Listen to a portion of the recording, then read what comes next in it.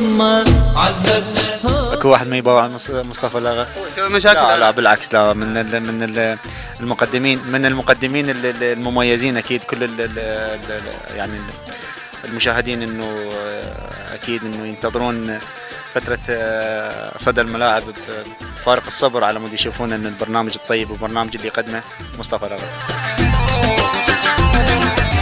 راح ندخل القهوة المنتخب العراقي. طبعا انا ما اعرف منه راح يديرها هاي القهوة، بس يقولوا لي ابو سجاد، ما اعرف هو من ابو سجاد، من بعيد بس اسمع انه ابو سجاد. ندخل يلا.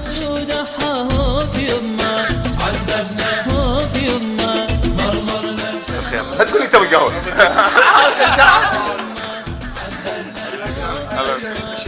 ابو محمد هلا، لحيتك طويله. اي والله. ليش؟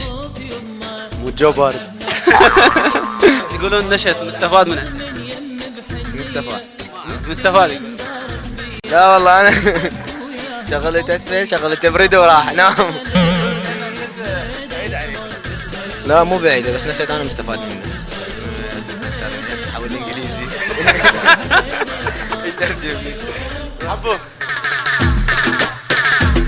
سامر شنو وضعك؟ سامر والله اللي ينام وياه بالغرفة ما يحس لا بغربة ولا يحس لا بمعسكر ولا. شو الاخبار؟ والله الحمد لله زين. ما مرتاح؟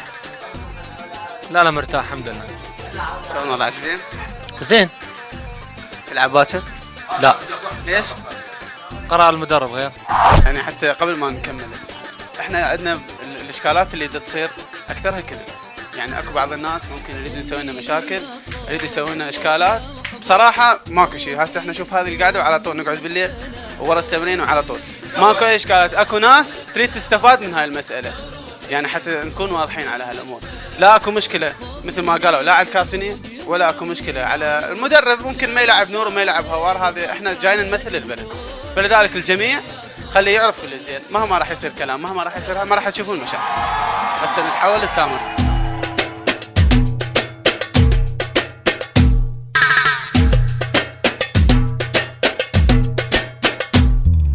هوف يما عذبنا، هوف يما مرمرنا.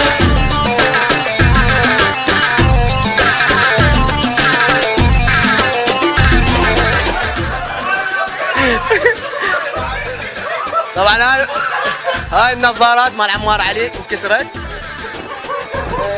تحياتي الى صدى الملاعب، الى الاخ مصطفى الاغا، محدثكم الام بي سي عمار علي، الاحلى الامثل الاجمل الاكمل. وايد. وخدودك انا ورودها هوف يما عذبنا، هوف يما مرمرنا. شاموا بصايب سودها هوف يما عذبنا، هوف يما مرمرنا. وخدودك انا ورودها هوف يما عذبنا، هوف يما مرمرنا. مر من يم بحنيه والدنيا اندارت بيا، رحت ابدو وياه بحبي راحوا نادوا